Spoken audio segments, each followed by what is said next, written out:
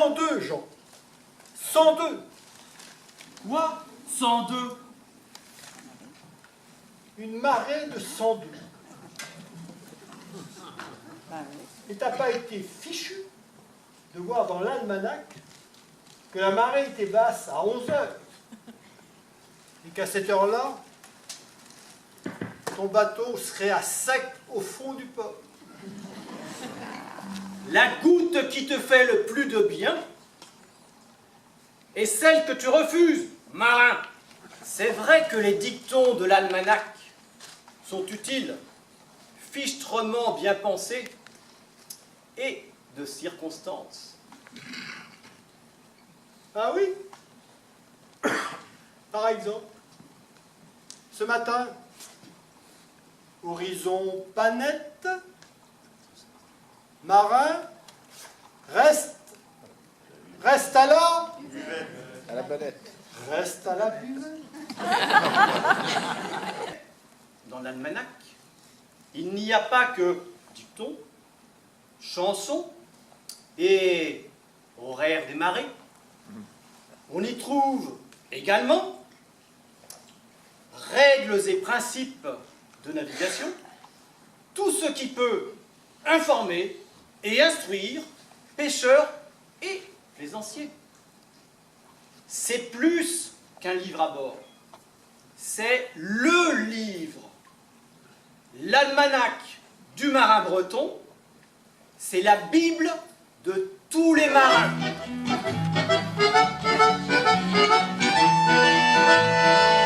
Tu nous rends la vie plus facile, mais tu nous donnes les vrais moyens d'être tous des pêcheurs habiles, des compagnons instruits marins.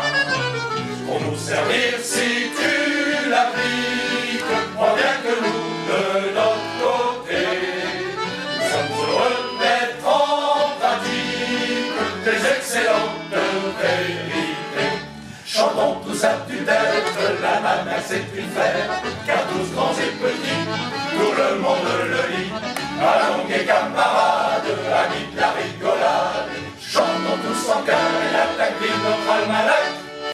Jacques de Tézac, Sainte-Marine, le 12 janvier 1899. Marins, pêcheurs et amis, nous sommes quelques amis qui vivons au milieu de vous. Nous apercevons vos misères et vos malheurs nous attristent. Nous voulons vous rendre service et vous aider à être plus heureux. C'est dans ce but que nous avons composé cet almanach. Jacques de Tézac naît en 1862 à Orléans, dans un milieu aisé.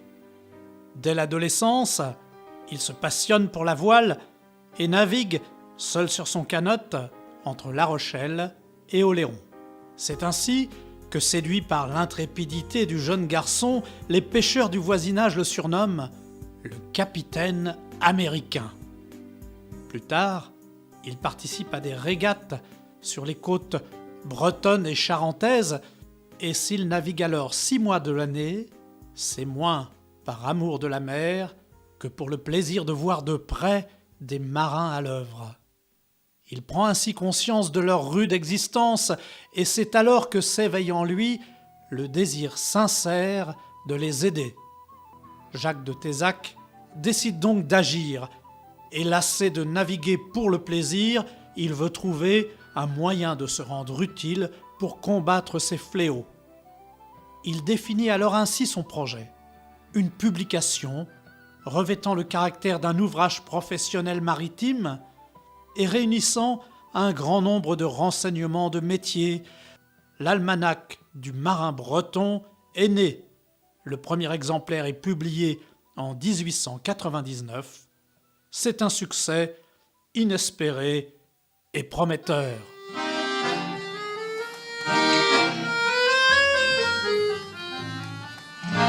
Un philanthrope, qu'est-ce que c'est que ça?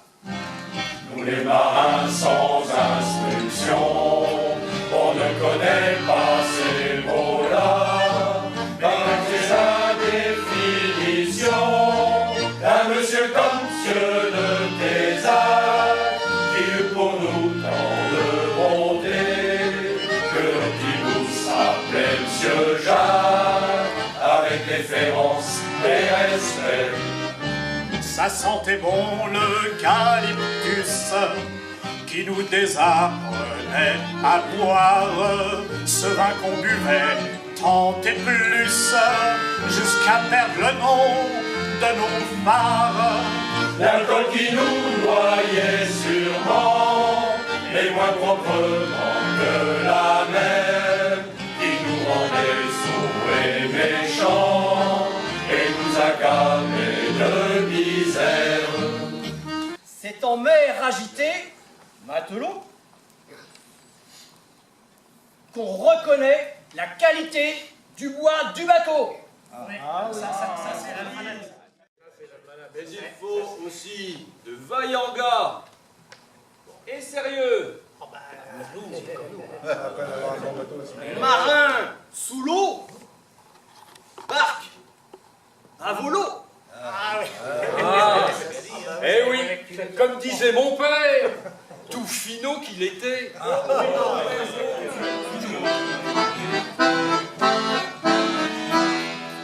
Je me suis mis dans la tête de m'établir patron. Je voulais faire l'emplette d'une barque d'occasion. Ceux qui me la vendaient me la disaient très bien, me la disaient très bien, mais elle ne vaut rien. J'allais la voir un dimanche pour l'expertiser. N'ai vu qu'une voile blanche aux trois quarts usée. De la vie du vendeur, la voile ne vaut rien. La voile ne vaut rien, mais elle est au voisin. Charpentier, sois la coule au lieu de tableau. Fais-moi un petit cul de boule, ça soulève moins d'eau. Et puis tu entends bien, mon vieux, sans hésiter. Mon vieux, sans hésiter, je veux un arrière-pensée. Le nord, c'est le vent le meilleur. C'est celui qu'aiment les francs pêcheurs. Quand il tombe à l'île de Saint, c'est la joie du Maturin. On pêche l'embousse du Beauvais et la sardine vient dans les grès. Vent d'Est, aussi vent de bonheur, toujours bien reçu par le pêcheur. Quand il souffle à l'île de Saint, c'est la joie du Maturin. Malheureusement c'est un abat quand on me voit chez nous c'est rare.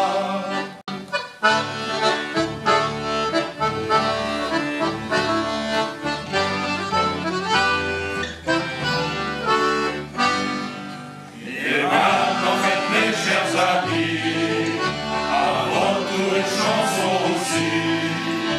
On sait que notre métier de marin n'est pas métier d'écrivain. Ma pauvre sans route j'ai signé un marin pêcheur en bousquier.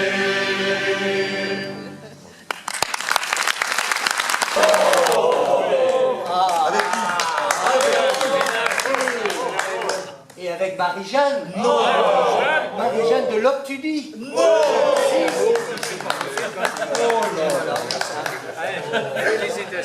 C'est plus celle de Guilvinec.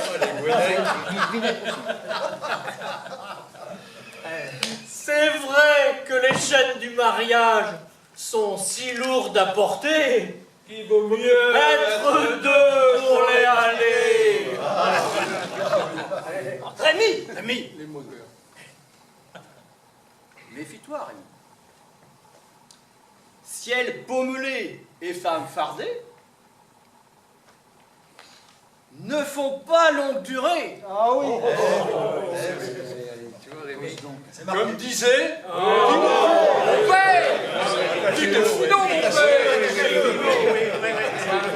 Je semble digne du bon, avoué qui donc ici n'arrive. La belle Jeanne et le riche Yvon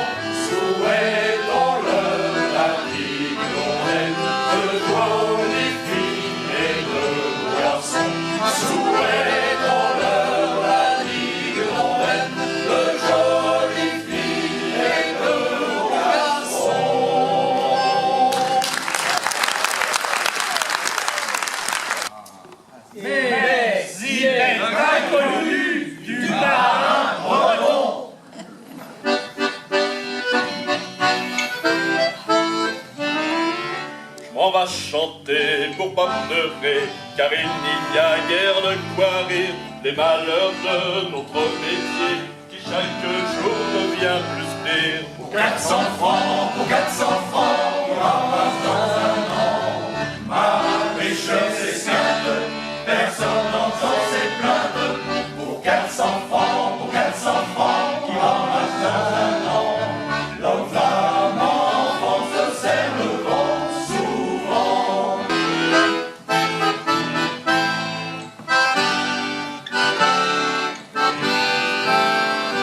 Là-bas, par un soir de tempête, le 2 novembre 1906, c'était d'été passé la fête.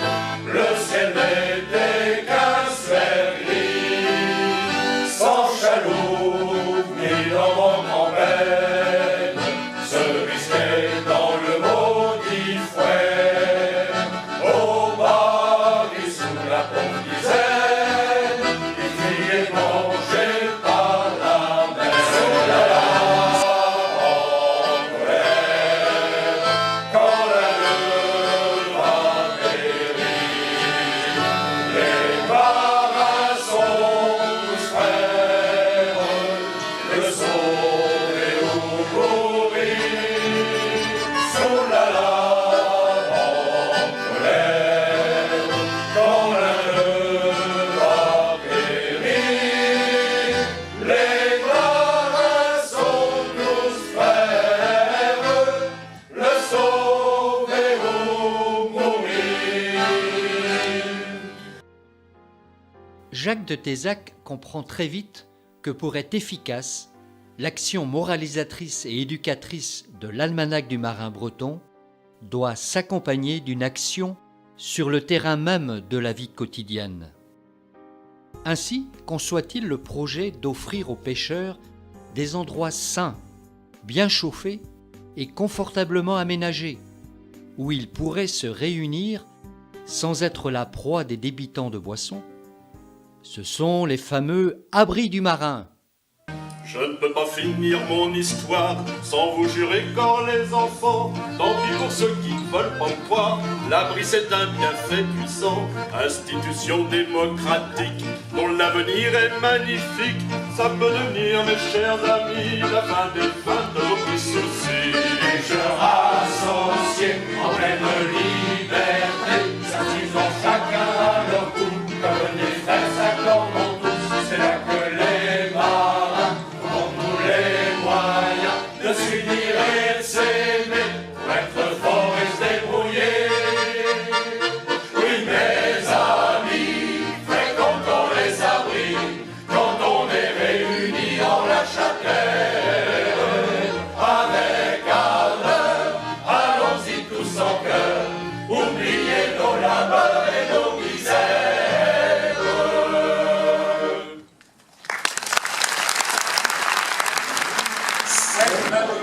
C'est notre gloire, oui. Marin pêcheur breton, et bien bonne ambition, oui. C'est notre gloire, oui. Le marin cherche le vrai, le bon meilleur progrès.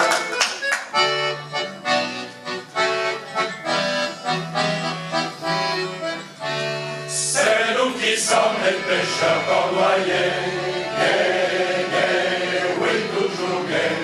Qu'ils soient au large ou bien tout près des quais, les cordoyers sont toujours gais. De quoi mener à Concarneau, la Cornouaille c'est tant au bord de l'eau. C'est là que naissent les vrais matelots, c'est là qu'on fabrique les bons bateaux. Ils quittent la terre tous les matins pour s'en